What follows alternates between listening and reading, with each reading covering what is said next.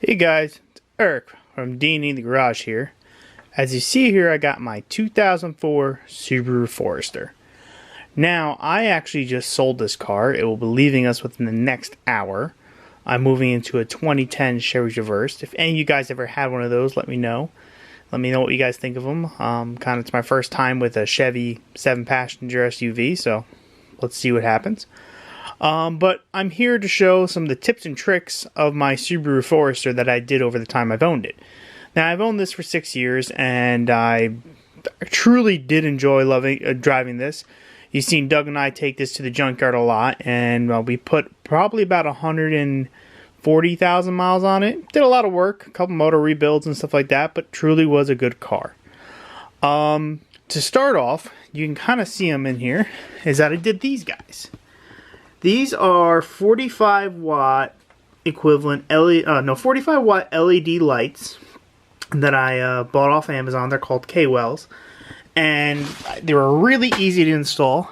Up here there is a bolt that I just took the bumper cover off and fed it through, put them in, centered them up, and then just took the back off the fog light, the old one here, off this old fog light. You can see it's all rusty and corroded, and it wasn't really bright, and cut the pigtail off and adapted to that fog light. Runs right into my factory connector on the car, and it works by the button. And let's see, I can show you how bright they are.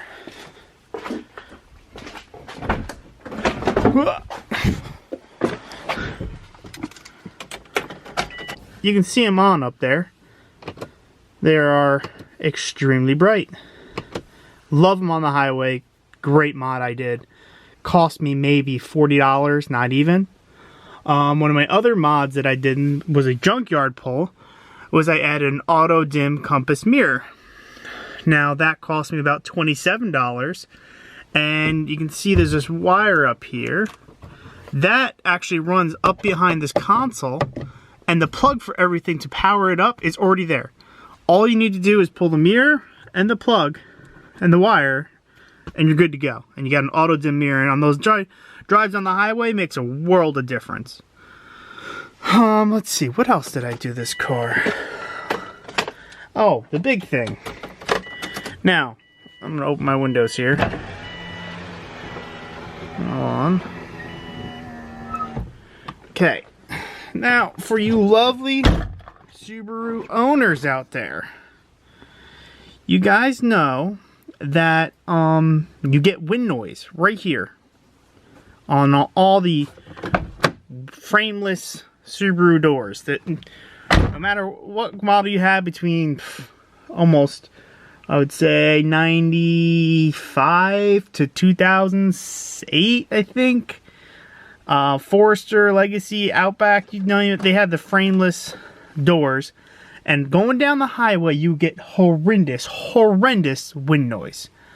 And, well, what I did to do that, you kind of can see a little bit, hold on, is if you see in there, you see this, like, grayish, whitish, like, weather strip? Well, I put that there, and it takes away absolutely all the wind noise. And I gotta say, it's amazing. Now I'll show you how I did it. I mean, it's not hard, but it's just nice knowledge to know.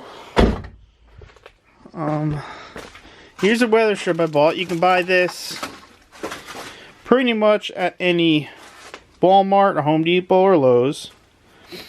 I pretty much just rolled it out like that, estimated how much I needed, and just snipped it, and then cleaned off inside of here the alcohol swab to make sure I get a good adhesion. Put one piece in, you slide it in real slow and kind of just wheel in, make sure not to like make it stick in an awkward spot that's halfway sticking out.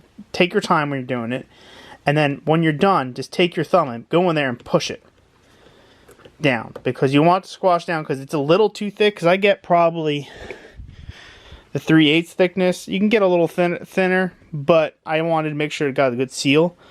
And I tell you, it doesn't interfere with putting the window up and down. And the wind noise is practically gone. Doug was very impressed when I came up with this hack. I tried many different things. You can see right here, actually, I got a little piece of electrical tape that I actually tried. This is going to be funny. I cut a piece of straw and put it there and electric taped it in. And it worked for a while, but the up and down motion of the window ended up destroying that hack. This is the best I did. This has been in there for probably at least 80,000 miles, 90 if not more. I did it early on when we got the car, and it made the world of difference of driving this car. I can't believe that I didn't think of doing it sooner, put it that way. The other thing I did, let me put this away, is, we'll do it through the window here. I got an extra one of those plastic mats down there. The thing is, when Doug and I go to the junkyard, and I think it's actually outside, I can show you. We go to the junkyard, where is it? Here it is. Yeah, see? There's my extra. We go to the junkyard, we get parts, they're dirty, and this was my wife's car for a while, so like, we tried to keep it clean. When you flip the seats down, it fits darn near perfect to have the other cover, and I'll show you. So you guys that like working with your car, or doing things with your car, probably want to do this. Now, I'm keeping the extra cover for the Outback, but just to show you for reference, essentially, like, makes it a whole nother truck bed. Like, look at that. It's damn near perfect fit. Darn near perfect, guys. And it made a world of difference for Duck and I going to junkyards and pulling dirty parts. And I mean, I can't tell you, I think the thing brought home both diffs for my plow Jeep. One of Doug's Verilocks. I mean, you might not know, but some of our history involves Subarus. Well, Doug had mentioned it, and for his side of the life. But for me, I've been daily driving Subarus for 6 years. Good plus or minus a year there.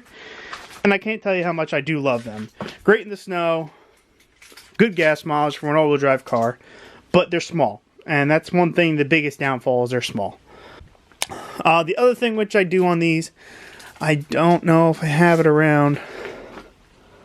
I might make it a side comment, but if you get the check engine light for your cat sufficiently below threshold bank 1, you can double get 2 spark plug flowers from Advance. I don't have any around. I think I have an O2 sensor though, I can show you. I just saw the cable. Maybe not in this one, maybe it's in my other thing. Oh, here it is. So, essentially, oh, that's injector. Okay. Essentially, what you're doing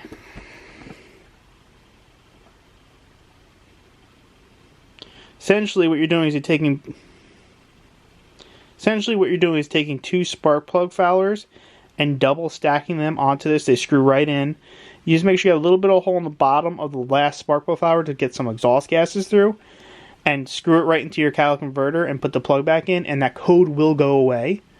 I wish I had the fowlers around. I don't think I do. I don't think I have it done on this car because I put new cats in it. But that worked for me on the Legacy probably for 70, 80, 90,000 miles. Saved me $400 in cats. I mean, there's so many tricks, and Doug will remember this one. It's an homage to when I was trying to get the best gas mileage I could. This is actually for the Jeep. Never mind, there's another. It's in this one?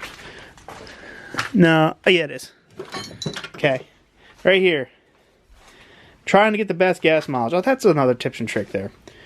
I tried making a throttle body spacer because they only made it for a couple years, and if anyone wants this, let me know. I was trying to sell it for a couple years.